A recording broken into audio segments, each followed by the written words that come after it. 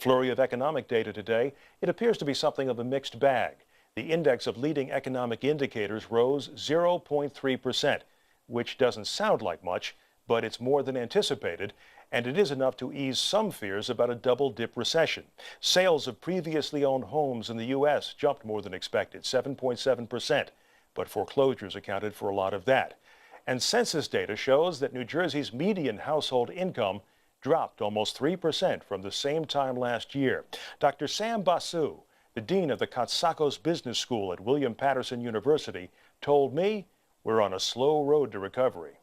If you look at the different parts of what constitutes the job market in New Jersey, there's nothing exciting going on in any one of those, but I don't think it's anything drastically bad either. So there's nothing exciting going on. So if we were to break them down and talk about all of these various aspects, these sectors within the New Jersey economy, are any of them doing any better than any else? Well, I think if you look at it, what the strengths of the New Jersey economy are, if you look at those sectors, big pharma obviously has been one of the big ones. And New Jersey is the global leader, I think, in that area. If you look at it, a number of things are happening. For example, a number of the big companies in big pharma kind of have some of their leading drugs. Lipitor, for example, they're going out of patent. Right. And that means the cash flow stream is going to go down. And so it does not look good for new hiring. Well, plus, you've also had a number of mergers in big pharma in New Jersey, too. Does that impact the situation? This also does not look very good for additional hiring. Both of those are kind of look at job contraction rather than job expansion.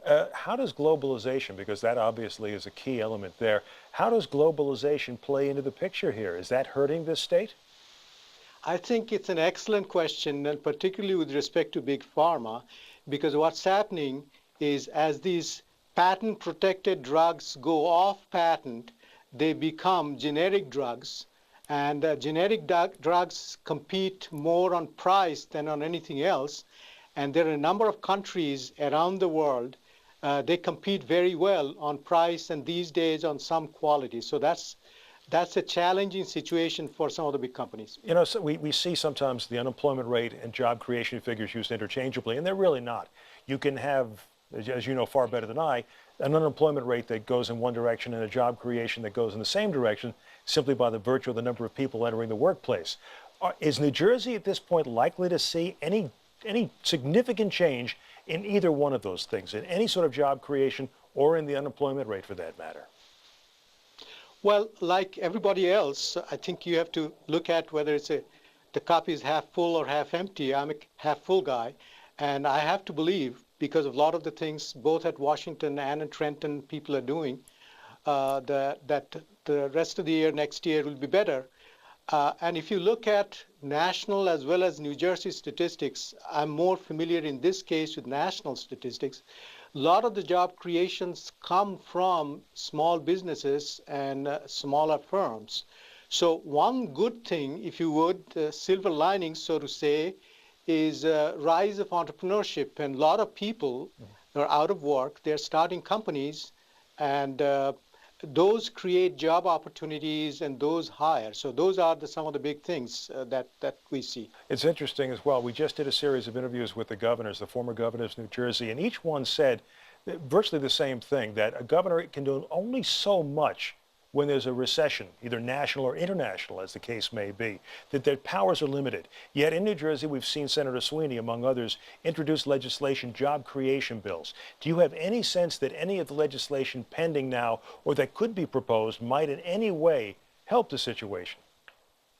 I think I'll go back to what you said with respect to the former governors, that they can do very little.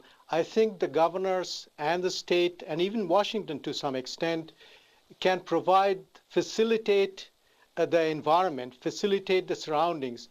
The principal point is that Main Street and Wall Street both have to be convinced that the future of economic growth is bright.